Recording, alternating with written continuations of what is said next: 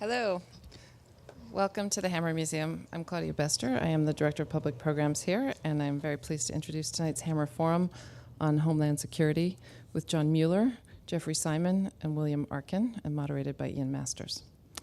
The Hammer Forum is a series of public discussions about current social and political issues, and it's made possible with the very generous support of Andy and Branya Galiff. Our moderator tonight is Ian Masters. He's the host of Background Briefing on KPFK 90.7 FM. Rather than give his biography, I'm just going to ask you all to please join me in welcoming Ian Masters.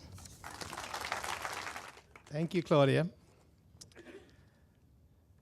And thank all of you for coming tonight to learn about how your tax dollars are working, securing the homeland, as the threats change from yellow to orange and your shoes are sniffed at the airport, where they might touch your junk in case you have a bomb in your underpants, which gives a new post-9/11 meaning to Mae West's famous line, "Is that a gun in your pocket, or are you just pleased to see me?" Meanwhile, those same guardians of our homeland are compiling data on each and every one of us because, since the lines are blurred in the war on terror, we are all potential victims of terrorism at the same time. Apparently under Section 215 of the Patriot Act, we are also all potential terrorists. When Edward Snowden first appeared in the news and it was revealed that he worked for an intelligence contractor, Booz Allen Hamilton, who are in turn owned by the Carlyle Group, I immediately thought of the September 11, 2010 groundbreaking series that William Arkin and Dana Priest did in the Washington Post, Top Secret America, The Rise of the New American Security State. A 2-year investigation which was both in print and online with an extraordinary amount of depth and interactive information. It remains to this day the record-breaking series with the most hits ever published by the Washington Post. As for the national security debate on civil liberties versus national security that the Snowden affair provoked and President Obama called for, it has clearly been sidetracked by the global odyssey of a stateless fugitive with a trove of secrets, now a temporary guest of that champion of human rights, press freedom, and an open internet, Vladimir Putin. Nevertheless, according to a recent Quinnipiac poll, a majority of Americans consider Snowden a whistleblower, not a traitor, and that there has been a dramatic reversal from a recent majority who felt the government was not doing enough anti-terrorism surveillance to a majority in the opposite direction who now feel the government is going too far. If anything tangible has emerged so far, it is the renewed focus on what Bill Arkin and Dana Priest brought to light a few years ago, and that is the privatization of national security, where up to 2/3 of our intelligence budget now goes to private contractors. The revolving door through which McConnell goes from heading the NSA to Booz Allen, and General Clapper goes from Booz Allen to the Director of National Intelligence, while General Hayden goes from heading the NSA, where he championed an $8 billion boondoggle trailblazer, on to head up Bush Jr.'s CIA, and then become a talking head on television offering up expert advice on the state of the Union's national security. Meanwhile, genuine whistleblowers at the NSA like Thomas Drake and William Binney, who after getting nowhere complaining on the inside, go public and are arrested at gunpoint and charged under the Espionage Act, they have their lives and careers ruined. Drake's crime was saving the taxpayer $8 billion.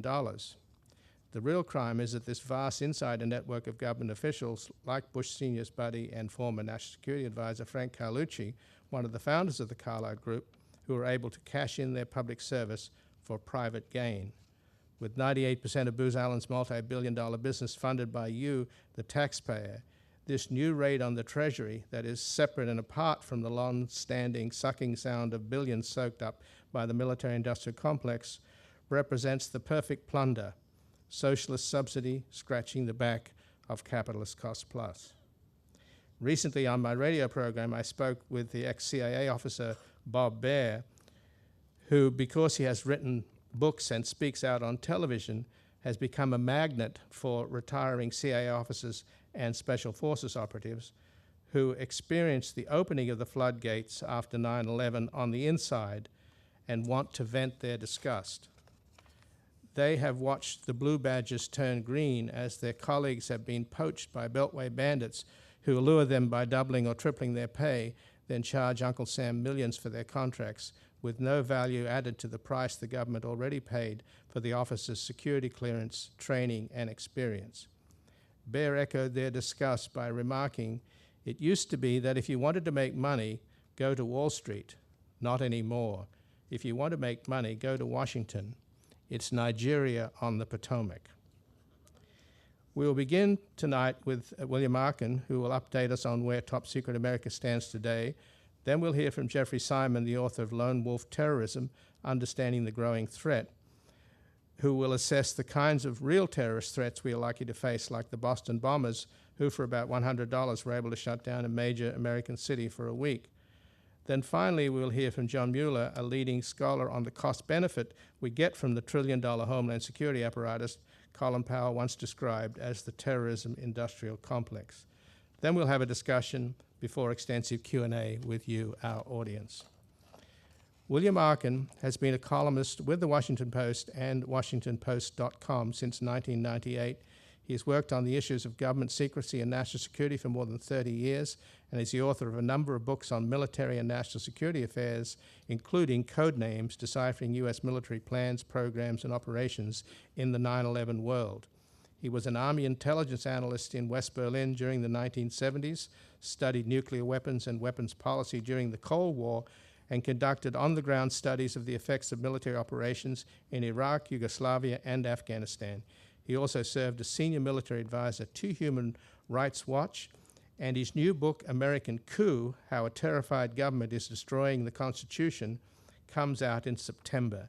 And he will be signing copies of Top Secret America in the lobby immediately after the program. Ladies and gentlemen, William Arkin. All right, I'm looking out on this audience and I'm thinking, everybody agreed with everything that Ian had to say, and I disagree with everything. So despite my affiliation with the Washington Post, first I should declare that I live in Vermont, where I've lived for 20 years. And I abhor, hate Washington, and was sentenced to 20 years there prior to moving to Vermont. But today I'm going to be a Washington operator for you, because I think, given what most people think they know or what they think is true about our government, it's important to recognize this particular genetic mutation. So we start, first of all, by I can answer any question. That's the essence of a Washington operator. Whether it's Mali or Malawi, Obama or Osama, I have an answer. But most important, number two, is I say nothing. So my answer is a kind of tape recording, if you will, of conventional wisdom. What if you waste your time reading the New York Times, you read, or listen to NPR? And in the course of saying nothing, it's important that I make anyone who is emotionally engaged in the debate feel stupid or small or partisan or irrational, because I'm above all of those things. I'm a Washington operator, a wonk. You know where the word wonk comes from? I mean, there is some kind of weird British derivation that probably is a dirty word, but it's the word know backwards, K-N-O-W. People who are in the know. And how is it that these people who are in the know, who can answer any question, who say nothing, how do they work? Well, let's think about what's in the news these days. Today, license plate readers on the part of police departments, Snowden, targeted killing, top secret America, whatever it might be. The essence of hegemonic control on the part of this Washington class is to make it clear that nothing's new. That whatever it is that is the news is not news to them. That's number one. And now there are some very interesting post-9/11 adjuncts to the argument that nothing is new. First is, the lawyers approved it. And, I mean, you can have that argument forever. Have your lawyer call my lawyer. That's the essence of America. And the Obama administration spent an awful lot of time and energy having its lawyers vet everything that, with slight modifications, it then declared what? Legal. Not productive, morally correct, visionary, or even promoting security, but they were legal. The second is that we're doing the best we can. That's what Washington wonks say. Your solution is unrealistic. We're doing what is realistic because Congress or the military-industrial complex, or most obscene that I love, the people, are in the way. And if they weren't in the way, then we could do better. But we're just treading the national water.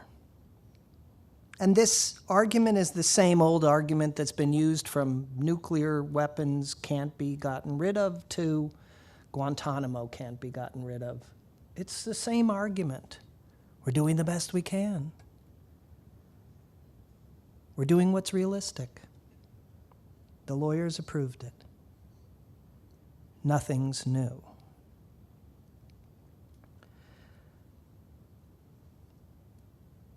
So when I engage in the world from my mountain retreat in Vermont, I'll tell you a story first. So I'm on the phone with some general in Arlington, Virginia, who's working in some building that's even uglier than the buildings that are on this street. And he says, "Did I hear a bird?" And I said, "Yes." And "Where are you?" "I live in Vermont." Wait a minute, Bill Arkin, like one of the world's leading national security experts, lives in Vermont? You have the fucking life. And I'm like, okay, that's now that we've broken the ice here. Tell me what I shouldn't know. So we're now almost 6 years into a hopeful, democratic, liberal administration. And it should be clear to everyone that Bush Cheney was never the problem. But what is? And that's really an important question to me, because I can write to my heart's desire, pandering to the hysterical and pandering to the partisan. But I really feel an obligation after, next year will be my 40th year of doing this work since I went into the Army in 1974. Why are we in a seemingly unchangeable world, our world of national security? So I had an idea that there had been a structural change in government and security after 9/11, and probably the reason why I was able to see it is that I had been an astronomer of the government prior. So I saw that the stars were aligned in a different way. I didn't necessarily understand why or how, but I had this idea. And I went to the Post editors in 2007, and they really said, "What the hell are you talking about?" And it wasn't until about a year later when I teamed up with Dana Priest, who is a fabulous Washington reporter, 2-time Pulitzer winner. She revealed The Secret Prisons and Walter Reed, that she had the power to sort of say to one editor who could write the checks, we're on to something and you're going to have to let us work. And I remember our first editorial meeting when I made a presentation about what I thought was Top Secret America. And the editor's only question was, what quarter can I expect this story in? And we worked on it for 2 years. 7 research assistants, 20 people built the database on the web. The biggest argument we had with the Washington Post during this 2-year period was what to call it. They wanted to call it the 9/11 Enterprise. Because in order to be news, it had to be pegged to something that had changed since 9/11, which made sense to me, but it's like sort of saying, can I have a bottle of brown, sugary, worthless liquid, rather than saying, can I have a bottle of Coke? So I pushed for Top Secret America, and we went around to the government, to Gates, Panetta, others in the government, and made our presentation. We think there's something that has profoundly changed in the structure of government since 9/11, the largest expansion of national security, the largest expansion of work being done by contractors. And everybody we talked to basically said, you're wrong. But because we worked on a project for 2 years and we were biting at their ankles during this whole period, they came along. So by the time we were ready to publish our first series of articles in June 2010, Robert Gates, the Secretary of Defense, and James Clapper, the the Undersecretary of Defense for Intelligence at the time, were willing to go on the record saying contracting is a problem and that we have thrown so much money at this that we have no idea what we're buying anymore. That's the simple story. The far more complex story, the one that wasn't in the Washington Post and Ian missed, is it's not really the military-industrial complex anymore. It's not really the terrorist-industrial complex anymore. There isn't really industry involved. Industry in the sense of bending metal and building hardware. This is information. It's information. There's a reason why Lockheed Martin and Northrop Grumman and General Dynamics have shifted their profit centers from making submarines or making fighter jets to making software. There's a reason. It's information, not metal. Now, I'll put aside for a moment what that means in terms of American society because it has profound implications, especially in a place like Southern California. The information industry isn't labor organized. The structure of the factory is different. There's a lot of things that have changed. Call it poaching, if you will. But in the information industry, people either are in the know or they're not.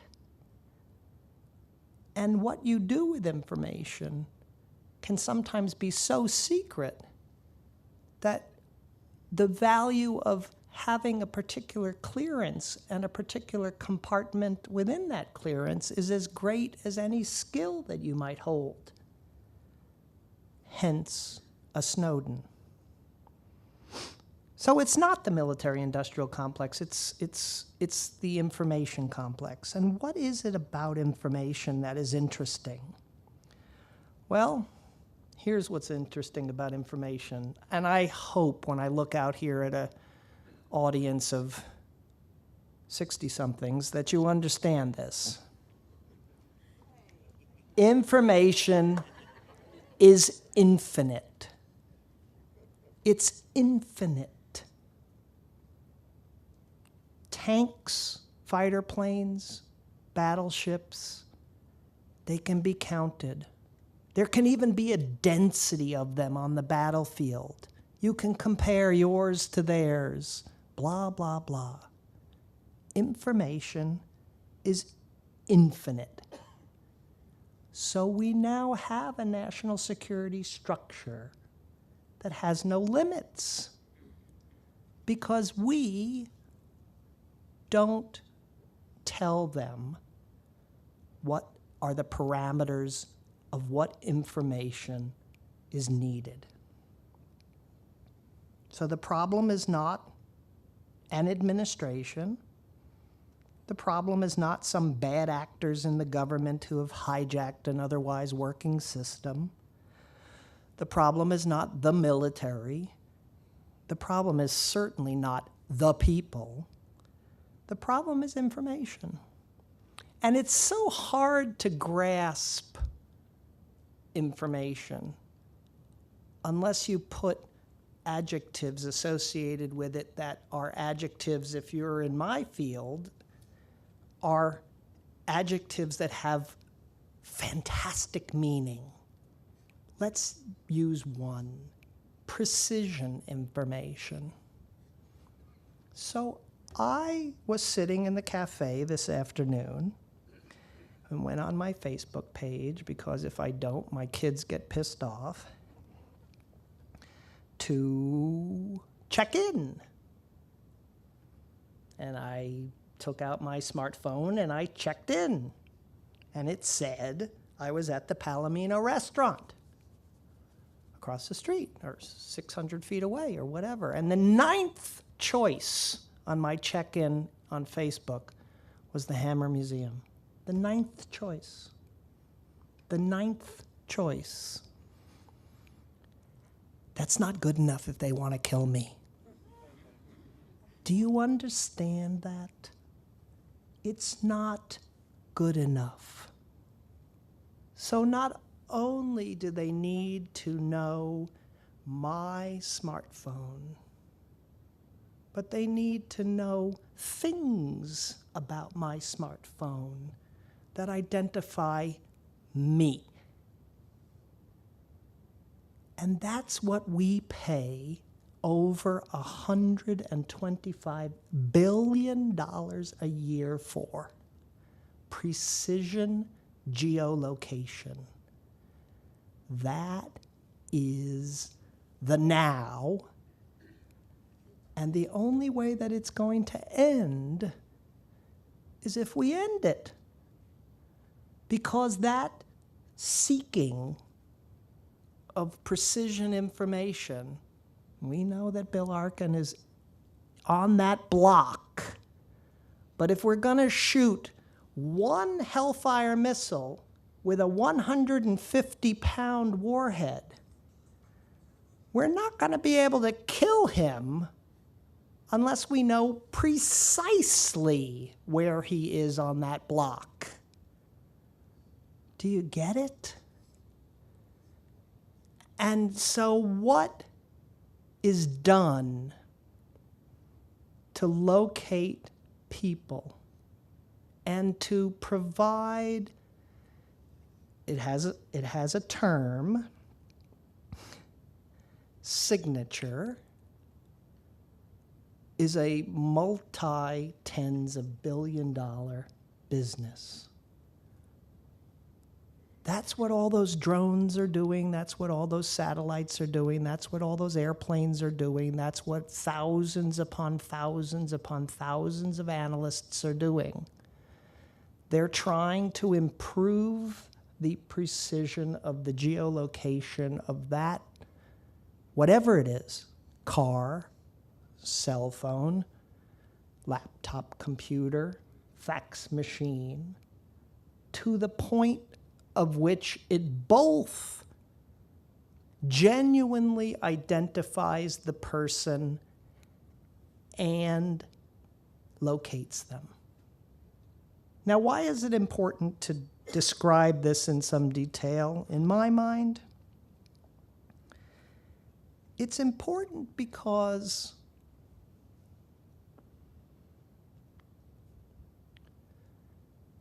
every information worker who contributes to this effort is a slave to the machine. It's a machine. It has corporeal attributes. It can't be done without the analysts or the pilots or the technicians or even some people who actually go out there on the pointy edge of the spear and risk their lives. But everyone is part of the network, the machine. And we die to have a hero, whether it be a general or a battalion commander or a pilot or a someone who's going to give us that heroic sense of what is warfare, and there is no one. I mean, who would it be? Since 9/11, who's the hero of the war on terrorism? No one. And that's not to impugn anyone who has exhibited bravery on the battlefield. But for every one person who is stationed in Afghanistan, there are 10,000 people supporting him or her who is not. 10,000 to 1.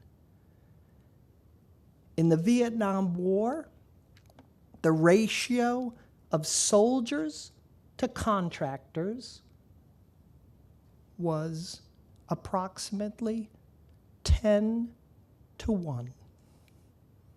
Today, the ratio of contractors to soldiers on the battlefield overall is about 100 to 1, and overall is about 800,000 to 100. Technicians, information workers, bringing extraordinary amounts of information together. It's a fantastic achievement.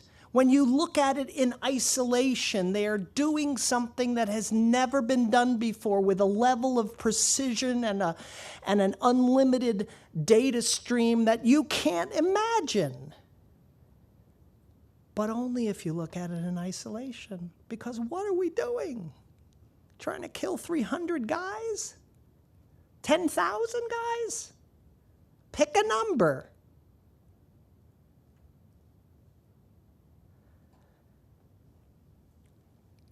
I have a problem with the title of this session because that word security bugs me. And so I'll end and talk a little bit about what is the opposite of security. Because I think most people in this room are thinking that the opposite of security is insecurity. And we need to understand that the opposite of security is security. We don't live with security. And so therefore, how can there be an opposite that is somehow a contrast to continuing the status quo.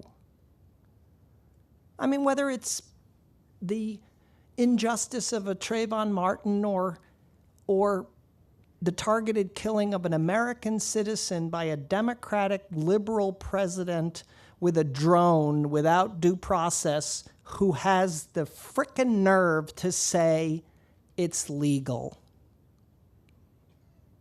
When our Constitution and our set of laws states that the only rights that are true rights are the rights that cannot be taken away. Our rights are the rights, not the rights of the government. The Constitution is written to limit the powers of the government and to specify what rights we have of association, of religion, of free speech, that cannot be taken from us. But in September 2010, the Obama administration assassinated an American citizen with hundreds of lawyers signing off on the paperwork in violation of everything we believe in. I even would go as far as to say the killing of Osama bin Laden was wrong. I mean, it was a lot more convenient to kill him than it was to capture him. And certainly I would have, as president, said to those soldiers on the ground, I'm not saying you can't kill him, but if you can capture him, that is preferable. And why is it preferable? Do you understand why it's preferable? Because you have to apply some standard to the conduct of war. And if you don't apply some standard to the conduct of war, what are you saying to those who wish us harm? You're saying there are no standards. If we can kill you with impunity, I'm not saying that we have an obligation to fight fair. I'm saying we should recognize what the implications are. We should recognize that if people perceive that we are killing with impunity, then what they will want to do in retaliation is to hurt us in ways that we can't stop. And thus, from the Bible, or even further back to Gilgamesh, the world is formed. And that's the reality of what we live in. And I just ask you as engaged citizens, because you're the best, you're the ones that are here, that when you hear that things cost too much, that they don't work, that they aren't legal, that they blah, blah, blah, that you say to yourself, I get it. You mean write us another check so we'll make it work? Hire some more lawyers so that we'll make it legal? When the overall enterprise of what it is that we are doing is what is fundamentally wrong. Thank you. Thank you, Bill.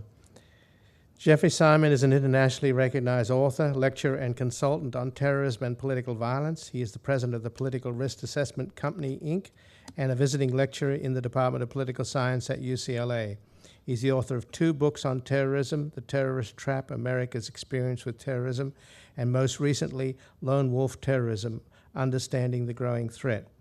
A former RAND analyst, Dr. Simon has conducted research and analysis on terrorism for 25 years. He has lectured and given workshops on terrorism to university audiences, law enforcement and military personnel, the emergency services, and the medical community, both in the United States and overseas. Dr. Simon is also on the editorial board of the Journal of Terrorism and Political Violence, and his website can be found at www.futureterrorism.com. And he'll be signing his new book, Lone Wolf Terrorism, in the lobby immediately after this program. Thank you very much. It's a pleasure to be here. What I'd like to do tonight is briefly talk about lone wolf terrorism, which, as you all know, has been in the news this year, particularly with respect to the Boston Marathon bombings. Now, even though what happened in Boston was not the work of just a single individual terrorist, which is how we usually think about what a lone wolf is, we can still view it as a special case of lone wolf terrorism, namely two brothers working alone without any significant outside assistance. And while the bombings in Boston demonstrated basically was the vulnerability of what we call soft targets. That's where terrorists have a better chance of succeeding in their attacks against unprotected civilians on the outside or in crowded areas, rather than in trying to penetrate security or try to get into a building or an arena. The Tsarnaev brothers picked the perfect venue, the finish line of a marathon, where they knew there'd be little security, and with many people carrying backpacks or duffel bags with running gear. They could just blend in. Nobody would notice what they were doing. And even though two terrorists carried out the Boston bombings, we really would have had virtually the same effect in terms of publicity, fear, and concern throughout the country if it had been done just by one of the brothers at the finish line. Now, lone wolves have been important actors in the world of terrorism. Until recently, they were usually overlooked in assessing the terrorist threat. They weren't included in most definitions of terrorism, which require terrorism to be an act of violence by two or more individuals with a political objective. Yet the impact of lone wolves upon government and society can be quite profound. The lone wolf has been among the most innovative and creative in terms of tactics, often introducing new forms of violence, which the more established groups eventually follow suit. For example, lone wolves were responsible for many innovative attacks in the United States, such as the first vehicle bombing, which occurred in 1920 when a horse-drawn wagon exploded on Wall Street, killing more than 30 people and injuring several hundred others. They've also been responsible for the first major mid-air plane bombing, first domestic hijacking, first major case of product tampering, and the first anthrax letters attack. One of the reasons why lone wolves are so innovative and so dangerous is that there's no group decision-making process to stifle creativity like that which occurs in most terrorist groups. Lone wolves are therefore free to think up any scenario they want and act upon it. They're also dangerous because there's no constraints on their level of violence. They're not concerned, as would be many terrorist groups, with alienating supporters or with causing a government crackdown that could eventually lead to the elimination or defeat of the group.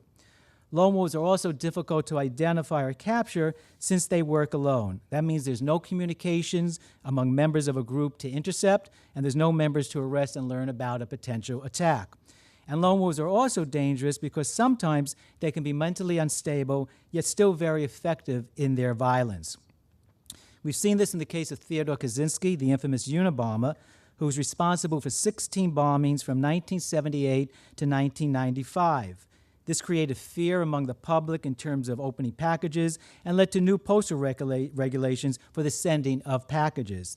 Now, Kaczynski had a PhD in mathematics, but eventually suffered from paranoid schizophrenia. He was an assistant professor of mathematics at UC Berkeley in 1967, which was actually my freshman year there. And my only regret, looking back upon my college years, is that I just wish I had taken a class from Professor Kaczynski, because it would have been a great story to tell down the road. But I wasn't a math major, so what can I do? Now, there have been a number of lone wolf attacks in recent years in the U.S. in addition to the Boston Marathon. These included a white supremacist killing a security guard at the Holocaust Memorial Museum in Washington, D.C., an anti-abortion militant killing a late-term abortion doctor in Wichita, Kansas, an American Islamic extremist suspected of killing 13 people in a shooting rampage at Fort Hood, Texas, and another white supremacist killing 6 people at a Sikh temple in Wisconsin. That no single ideology defined all of these attacks indicates that terrorism by lone wolves cuts across all different ideologies and motivations. Now, the lone wolf threat has not just been an American phenomenon. Other countries have also experienced terrorism at the hands of the individual terrorist. The most horrific one occurring during the summer of 2011 when Anders Breivik, an anti-Islamic extremist, first set off a bomb in Oslo and then massacred scores of young people on an island in Norway. Now, one of the surprising findings from my research on lone wolves was the relative absence of women as lone wolf terrorists. Most lone wolves have been male, and I really didn't expect this because women have been prominent in many terrorist groups throughout history. So that's why I titled one of my chapters, Where Are the Women? Why then haven't there been female terrorists, lone wolf terrorists? And it was a difficult question to try to answer, and what I tried to do then was review the sociological and psychological literature on differences between men and women to try to come up with an answer. And I think I came up with at least part of the answer. Lone wolf terrorism requires an individual to act alone. Studies have found, however, that women place a higher value on social interactions and belonging to a group than do men. There are also some, but not certainly all, lone wolves suffer from antisocial personality disorders and mental illness, such as paranoid schizophrenia. Studies have also found that these traits are less common in women than in men. Now, this is just scratching the surface of this issue, but it'd be interesting to try to find out why most lone wolves thus far have been male. There have been, though, some recent cases, though, of females venturing into the world of lone wolf terrorism. One of the most remarkable ones occurred in Britain, and it was the case of Roshanara Chowdhury.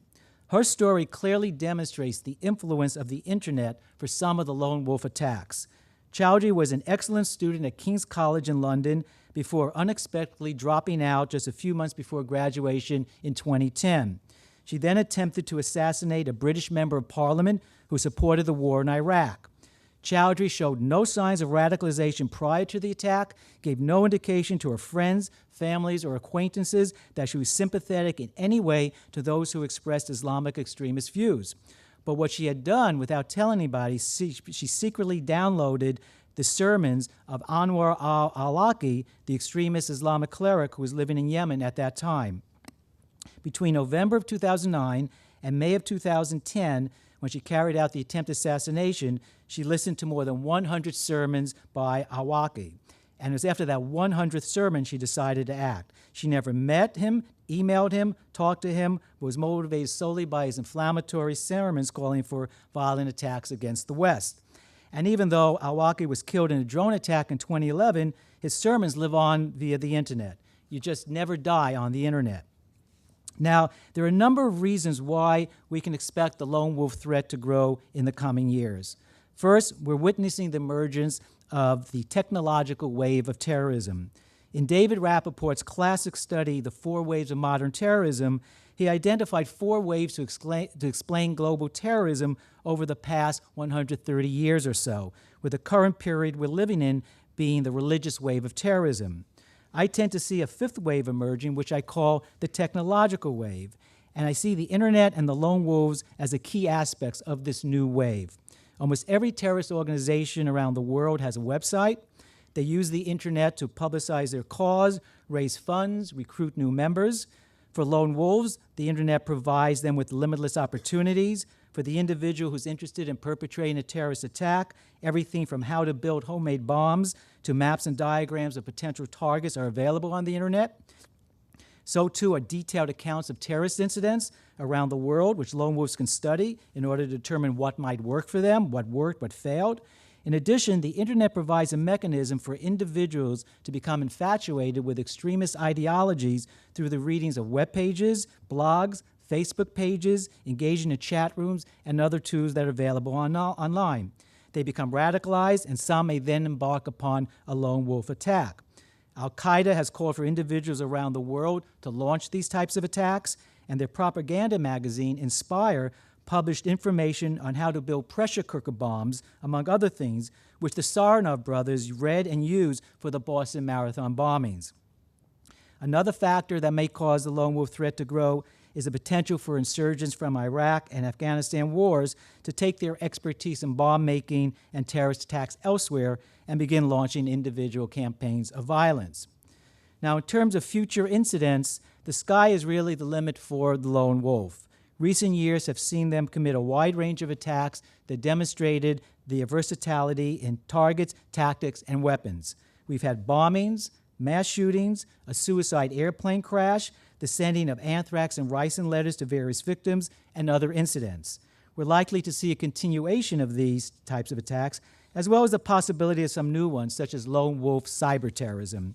We've had numerous lone wolf hackers, but thus far we haven't had the worst case scenario many people fear, such as the sabotaging of critical infrastructures through computer and information system attacks. But it may be just a matter of time before a creative, smart, and dangerous individual succeeds in perpetrating a major cyber terrorist attack. It certainly would seem like a tactic that's tailor-made for lone wolves, because they would not even have to leave their homes to launch this kind of a terrorist tactic. Now, speaking about computers, one of the most important early warning signs of a potential lone wolf is his or her internet activity. In fact, monitoring of the internet without violating civil liberties is perhaps one of the most important preventive measures that can be taken against lone wolves. Lone wolves love to talk a lot. They do their talking mainly over the internet. Most of the lone wolves I studied could not resist the temptation to let others know on the internet about their extremist beliefs, and some even their intentions to commit a violent attack. For example, Anders Breivik, the Norwegian lone wolf who massacred the scores of youth at a summer camp, posted a manifesto on the internet shortly before embarking upon his violent rampage. He wrote, quote, "Once you decide to strike, it is better to kill too many than not enough, or you risk reducing the desired ideological impact of the strike," end quote. Joseph Stack, who flew a plane into a building containing IRS offices in Austin, Texas, wrote in his online manifesto before his attack, quote, "Violence not only is the answer, it is the only answer," end quote. Several other lone wolves exchanged emails with extremists prior to their attack.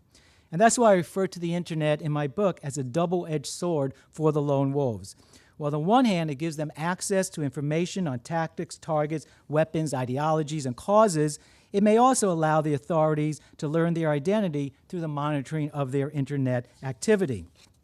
It's going to be interesting to see if lone wolves and even other terrorists begin changing their internet behavior in light of the disclosure by a lone wolf whistleblower, Edward Snowden, that the NSA has been collecting phone and internet data on individuals for many years. If these individual terrorist lone wolves begin changing that kind of internet behavior, then the task of trying to identify them before they strike will become more difficult. So, in conclusion, lone wolves really illustrate why combating terrorism is an endless struggle. We can never defeat terrorism or even win a war on terrorism when we can look at terrorism as just one person with one bomb and one cause. For a long time, the lone wolf was ignored by policymakers, intelligence officials, and even terrorism experts. Even now, the idea that an individual terrorist can be as dangerous as large-scale organized groups is still a difficult concept for many people to accept. It's important, however, to remember that terrorist attacks are not always complex operations that require detailed planning, large amount of resources, years of training, or leadership directed by a group. Lone wolves have proven numerous times that they can have profound effects on government and societies by their acts of violence. And unfortunately, it's a threat that shows no signs of abating anytime soon. Thank you. Thank you, Jeffrey. Dr. John Mueller is a political scientist in the field of international relations, as well as a scholar of the history of dance. He is recognized for his ideas concerning the banality of ethnic war and the theory that major world conflicts are quickly becoming obsolete. His books include Overblown: How Politicians and the Terrorism Industry Inflate National Security Threats and Why We Believe Them, and Atomic Obsession: Nuclear Alarmism from Hiroshima to Al-Qaeda. He's currently the Woody Hayes Chair of National Security Studies at the Mershon Center for International Security Studies and a professor of both political science and dance at Ohio State University. His latest book is Terror, Security, and Money: Balancing the Risks, Benefits, and Costs of Homeland Security, and he will be signing that book in the lobby immediately after this program. Ladies and gentlemen, Dr. John Mueller. Okay, thanks very much. I'll try not to break into a tap dance here or anything. I'm going to do some slides, one hopes.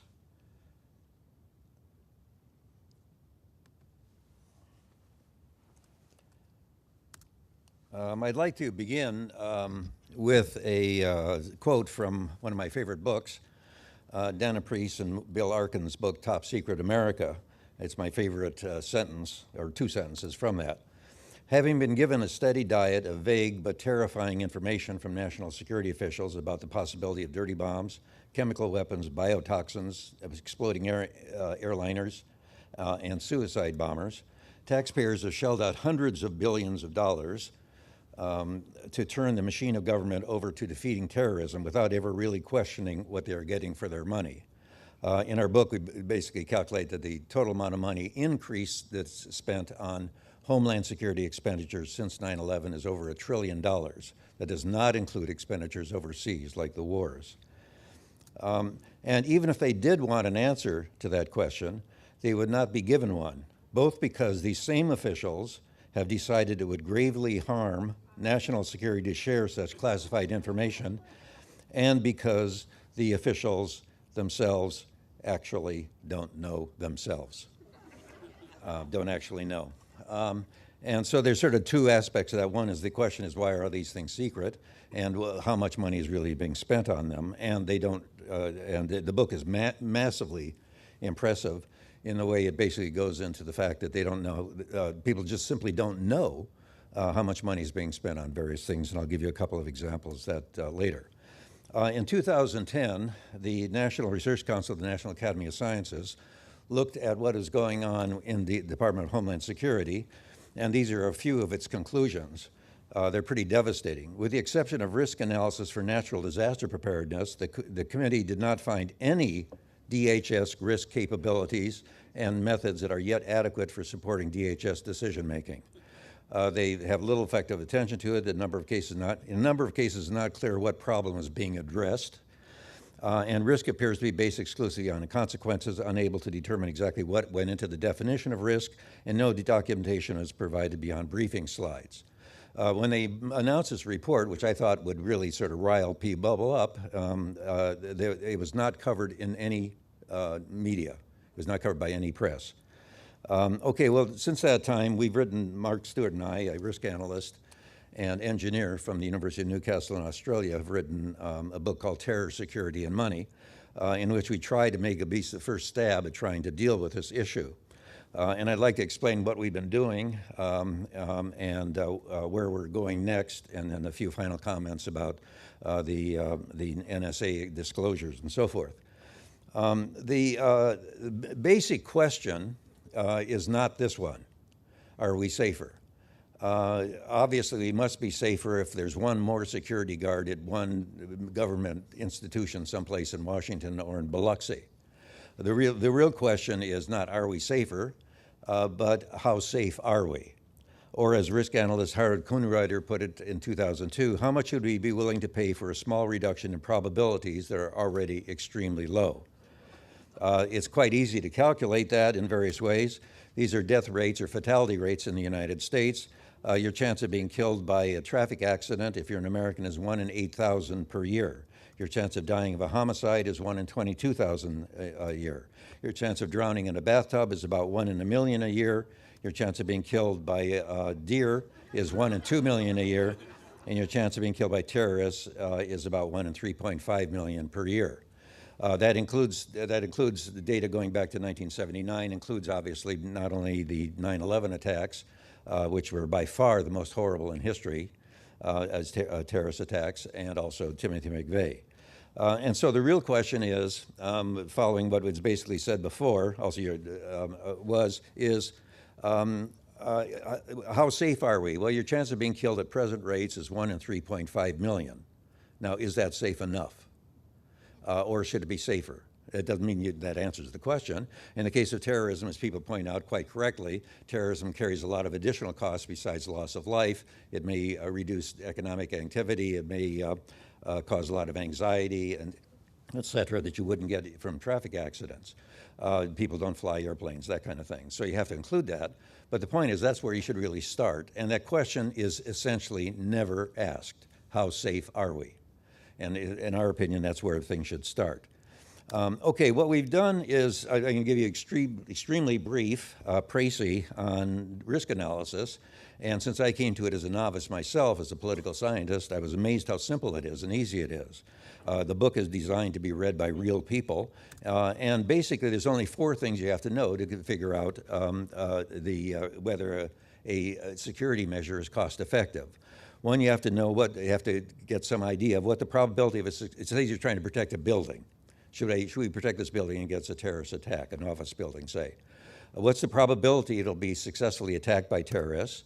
How bad will the damage be? And third is how much will this reduction in risk be caused by, how much will it reduce the security measures?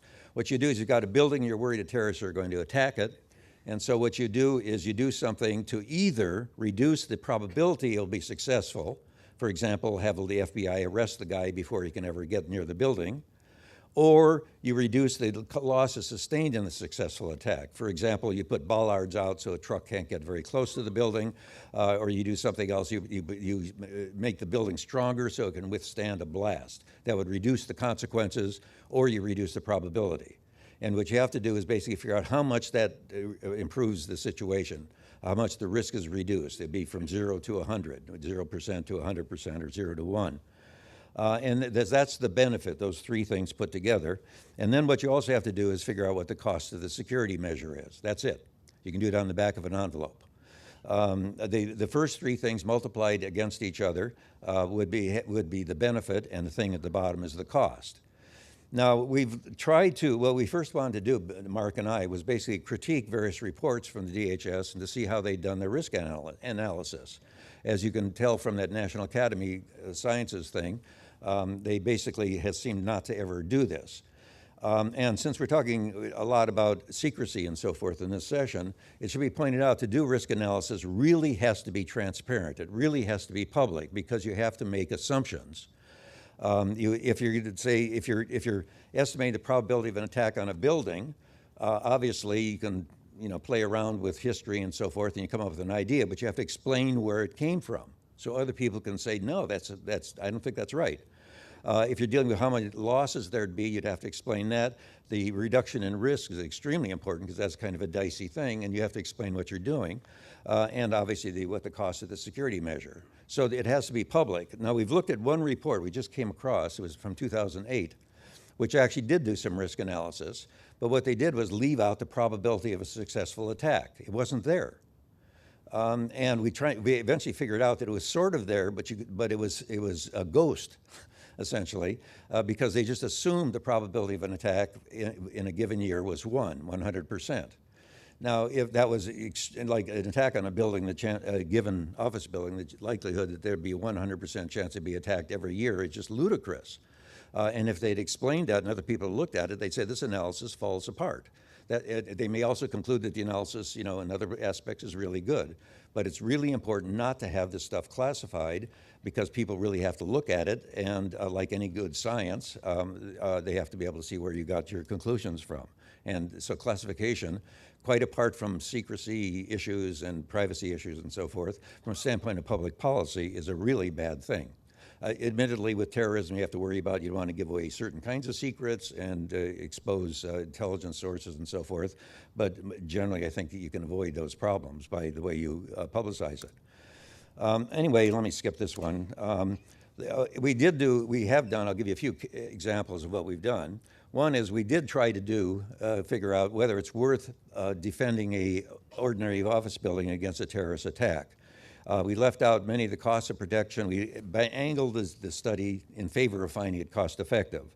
The conclusion, however, is that the likelihood of a successful terrorist attack on a typical office building for which there's no specific threat would have to be 1,000 times higher than it is at present for protective security measures to begin to be cost effective. So consequently, even cheap measures that do a really good job of protecting the building are probably not worth it, mainly because the probability of the attack is so low. That's the kind of analysis that should basically be done. We've also looked at airline security measures.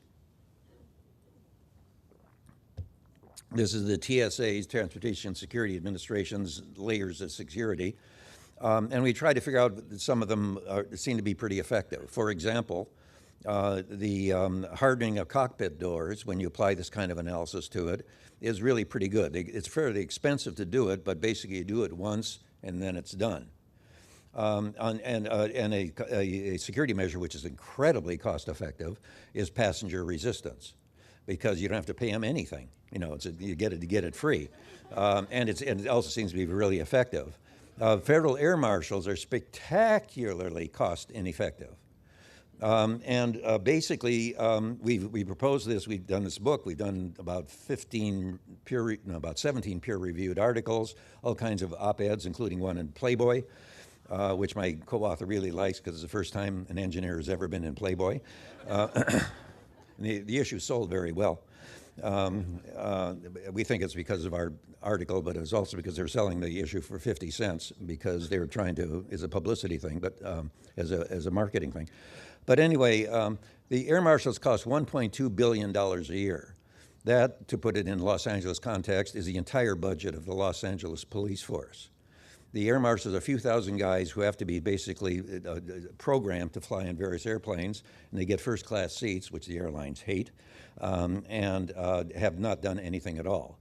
They could easily be reduced, and if they did so at a reasonable level, there would be virtually no improvement. There would be almost no loss of security, and both the airlines and the taxpayers could save hundreds of millions of dollars every year. We proposed this to the airlines, and they don't want to talk about it. I mean, talk about the powerful lobbies. They're afraid if they push TSA too hard and get this to happen, and therefore get their first-class seats back, which they have to pay for, that the TSA will remember and clobber them the next time. So they don't really want to do it. It's not like they're manipulating everything. They know they'll be pushed back. Okay, we've also now recently been trying to move this into policing and intelligence issues. Let me talk a little bit about that. We haven't gotten to the New York Police Department yet, but we're going to get there, I'll tell you. There's a lot of stuff that comes out of Top Security America as well. The phrase, if you see something, say something, that's not complete because there has to be an R after it. Because the New York Police Department has registered the phrase. So if you do say something, if you see something, say something, it always has to be if you see something, say something, R, and you have to get the permission of the New York Police Department. In Los Angeles, they figured this out, however, and so the slogan, if you notice in the metro and so forth, is not if you see something, say something, but simply see something, say something. So therefore, they don't have to get the permission of the New York Police Department. At any rate, they've gotten thousands and thousands of calls, and they're still spending $2 to $3 million a year of federal money, your money, to publicize this, and not one of these has led to a terrorist arrest. One of the things we are looking at more intensely right now is the FBI. A very interesting book by Garrett Graff called The Threat Matrix has a lot of interesting information about this issue.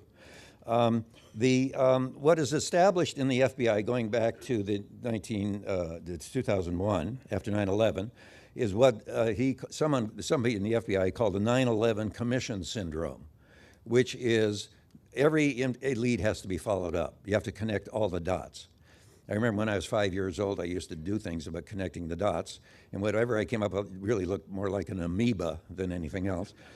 So it's not clear. But anyway, the phrase, you got to connect all the dots. So therefore, they're constantly going after things. And so they got this threat matrix, which contains about 5,000 items. At any given day, they are going after 5,000 threats. And if you look at the phrase about claims, this is a direct quote from Graff, claims that ordinarily wouldn't have made it past the intake agent, claims that wouldn't even be written down weeks earlier suddenly became a subject of briefs to the president. He does quote one threat. This is what it says in the threat matrix. A threat from the Philippines to attack the United States unless blackmail money is paid. Okay, that's it. So there's 5,000 of these every day. Some of them last more than one day, I suppose. But anyway, there's 5,000, upwards of 5,000 actually. Okay, well, you can say, okay, tell me about what that threat is. Well, it turns out it's an email. The email says, "Dear America, I'll attack you if you don't pay me $9,999. Moo ha ha ha." And since it is a threat, and he was able to trace it, and they checked it out in the Philippines. They found out where it's from, and they had the Philippines police go to this teenager, actually to his parents, and tell him not to threaten the Americans anymore, or they might send over a cruise missile. Now, it's an amazingly serious situation. These are some other phrases. This became all-consuming because you read these things, 5,000 a day, and you go nuts. And in fact, George Tenet, as you see the third line there, you could drive yourself crazy believing even all or even half of what is in here. In fact, there's one special agent, a guy named Brad Ducetti, who committed suicide in 2003. He lost 25 pounds of weight. He was totally paralyzed by these things, and committed suicide. It's the only one, however.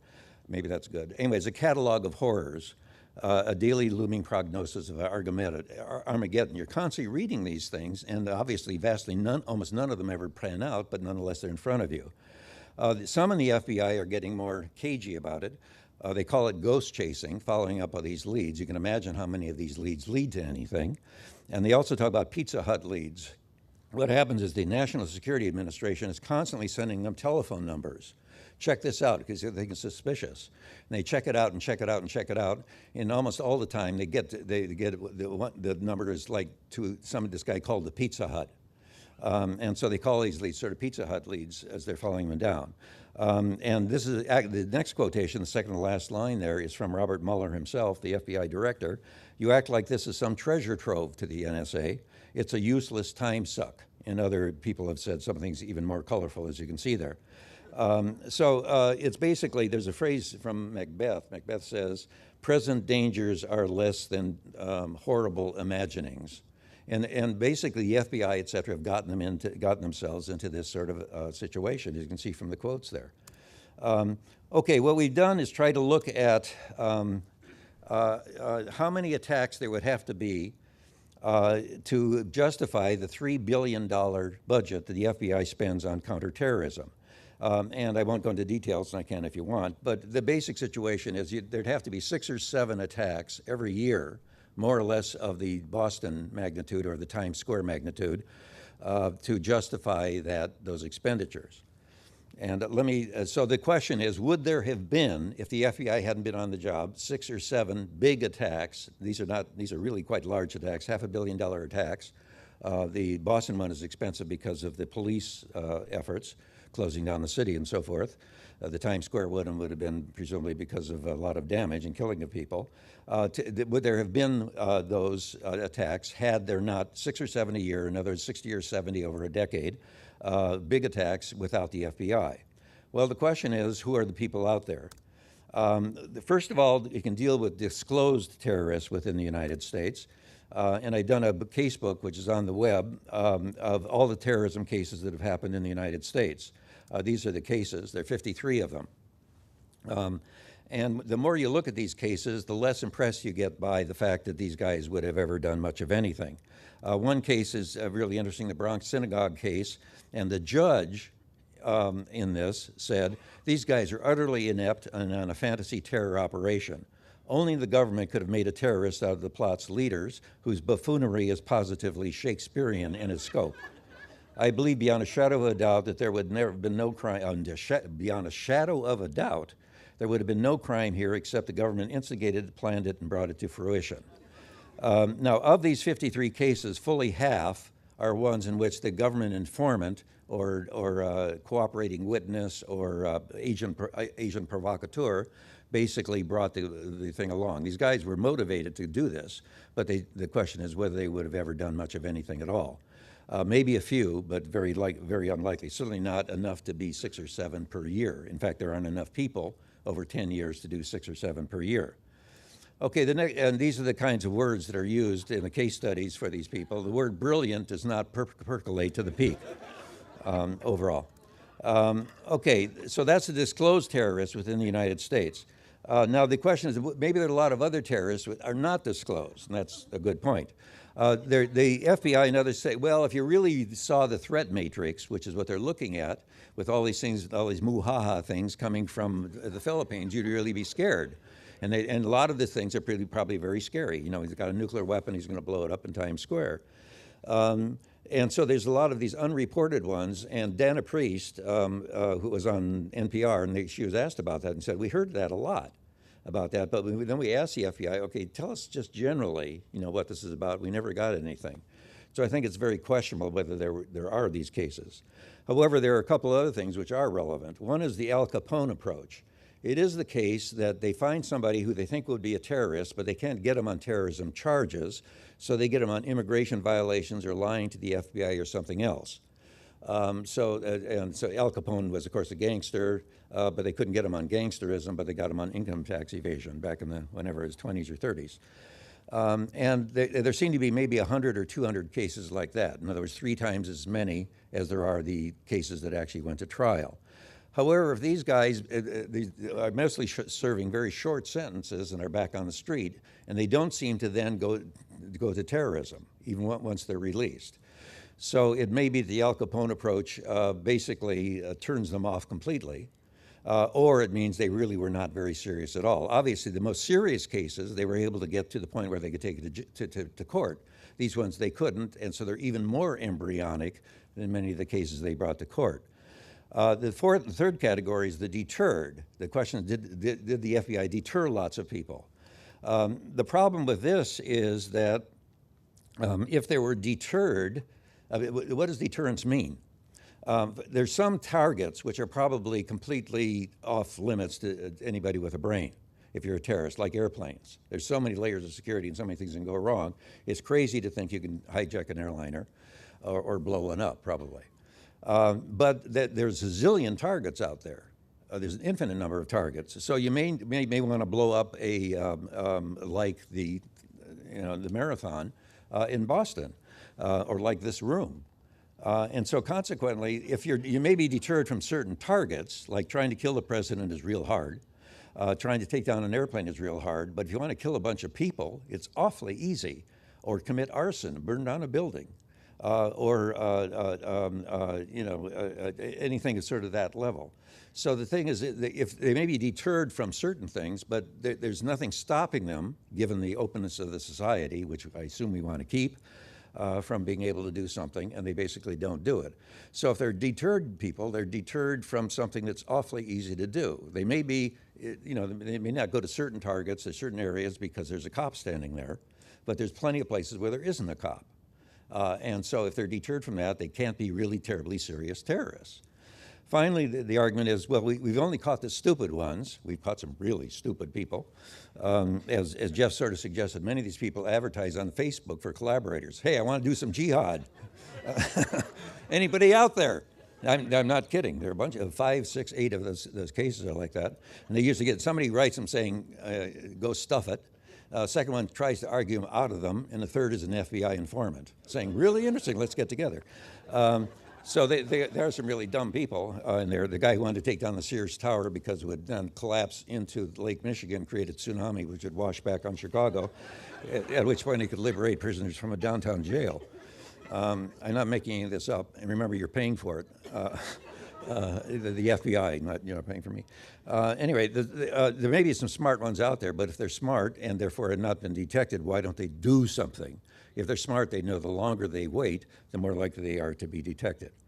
Okay, let me just end with 2 points here.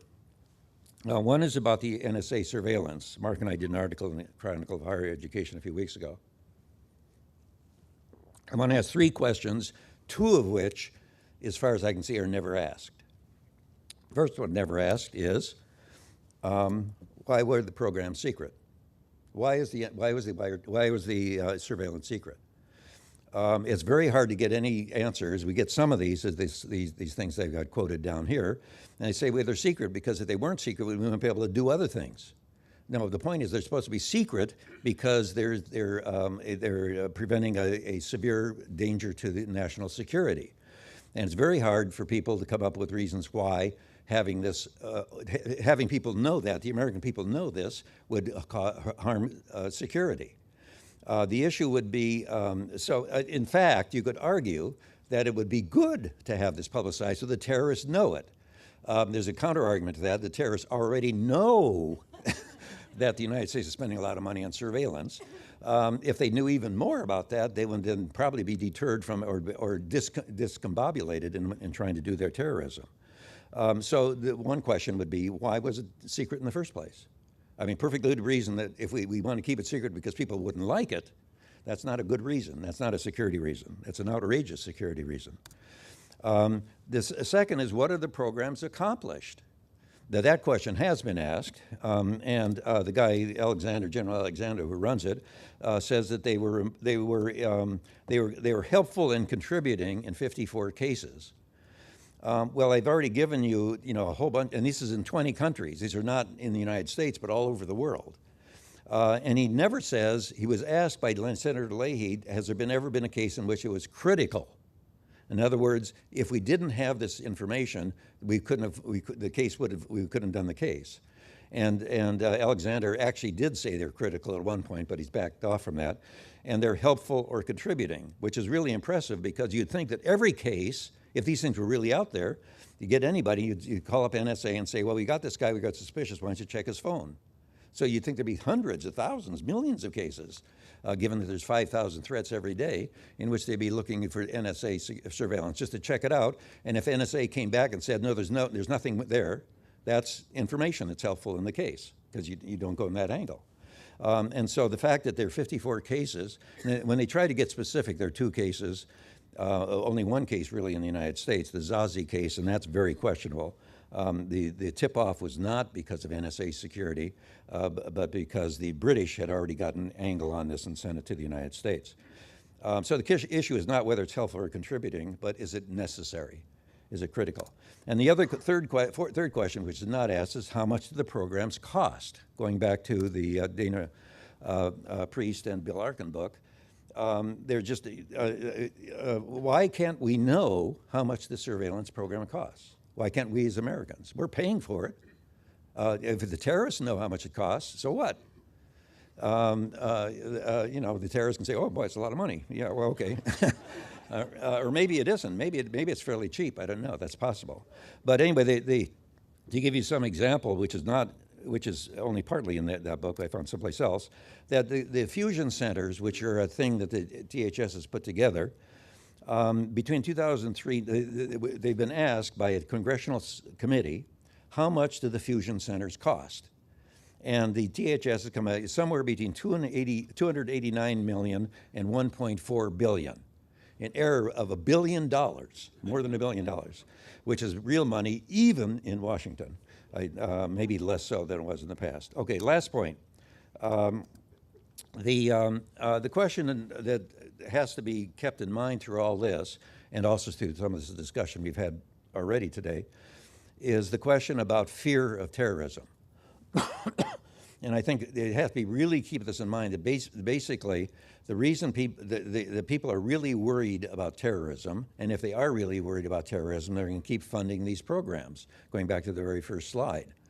And they're willing to give up privacy, give up anything, basically, for security. That's the most important thing there is, being able to walk down the street safely.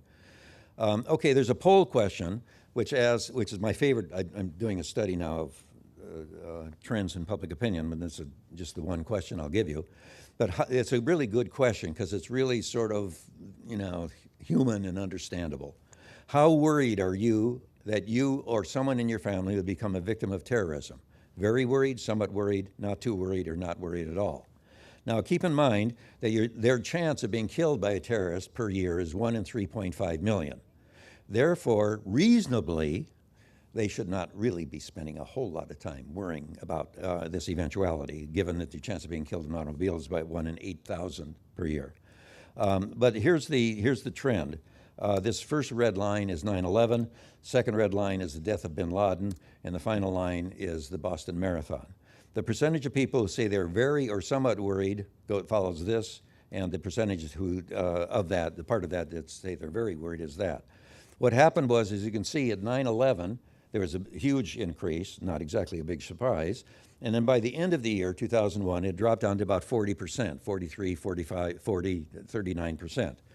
And it's still at that level, despite the fact that there have been no 9/11s, despite the fact there's been very little terrorist violence at all, and despite the fact that bin Laden has been captured, and despite the fact that people are mostly not spending a lot of time thinking about terrorism anymore. They're much more worried, of course, about the economy and other things, and for a while there for the war in Iraq. And it just keeps perpetuating. For the most part, other questions follow the same pattern. The percentage of people who think there'll be a major attack killing many Americans in the near future, in other words, sounds like sort of 9/11, on September 12th was about 60 to 70%, and that's where it still is today, with some ups and downs depending on circumstances. The London bombing had an effect and so forth. So my concluding comment comes from an anthropologist by the name of Scott Atran. Perhaps never before in the history of human conflict have so few people with so few actual means and capabilities frightened so many. Okay, thank you. Well, it seems that we don't have time for a discussion or for Q&A. But of course, our guests will be in the lobby in a minute, and you can talk to them when they do the book signing. I just wanted to ask Bill, because I spend most of my time asking questions to try and find out what's going on, and to be told that I don't know anything, and what I think I know I don't really know, is quite challenging.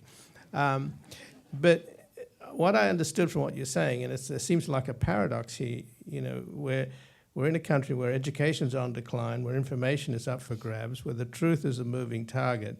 Yet you're saying that the resources of the government, billions and billions, are being poured into this cutting edge in the information age, where people are in effect on the front line of the information war. But it also seems to be the front lines of all of the other human potential that we have. And that what you're saying is that all of this extraordinary energy and effort and money is being directed at a handful of losers in caves somewhere on the border of Pakistan. Am I getting a part or all, or what? Well, in some ways, I guess I would say the target has become immaterial. It's the machine that's important. But why don't we put the machine to better use? Or is there no better use than chasing a few guys in a cave? You had 3 speakers up here tonight, and they all addressed information and the internet, and it's in the eye of the beholder. I mean, there's no answer. I think you're looking for a truth that really doesn't exist. To me, the worry is that we are slaves to the machine, that the machine is more important than the effort or the consequences or the benefit. And so even when I listen tonight, I think to myself, part of the problem is that we just define criminality as terrorism. I mean, to me, that right there is part of the problem. I reject the notion of lone wolf terrorists. There are a lot of psychotic people out there who do terrible things, but when you institutionalize it as something that you make the responsibility of government, particularly national government, which is not our system, because in our system we don't have a national police force. That's a very specific attribute of America. Then you change the nature of the country. So I can't answer your question, Ian, because I don't think there is an answer, but I can tell you that the last decade of effort on the part of the government to catch up with the commercial industry of information, so that now what the NSA is doing is comparable to what Apple is doing. And this is important. That is what has made the difference in both cost and energy. Because in the past, the incentive, the profit incentive of commercial industry, as they used to say in the porn business, the bomber will get through. You know, the economic incentive is gigantic. And now the government has caught up technologically, in fact, in many ways has surpassed the information industry. And as a result, it has dragooned, shanghaied, enlisted, manipulated, seduced the information industry to be involved in something which is of no value to society other than in war making. So to me, that's the conundrum that we face. The information that Google stores is greater than the amount of information that the NSA stores. But we see a societal value associated with it. I think the issue to ask is, what is the societal value associated with these kinds of acquisitions on the part of the federal government? Well, I'm sorry that we've literally run out of time, but you can have a conversation with all three of our guests up in the lobby out there while they sign their books. And I thank all of you for coming, and I thank our guests for coming here tonight.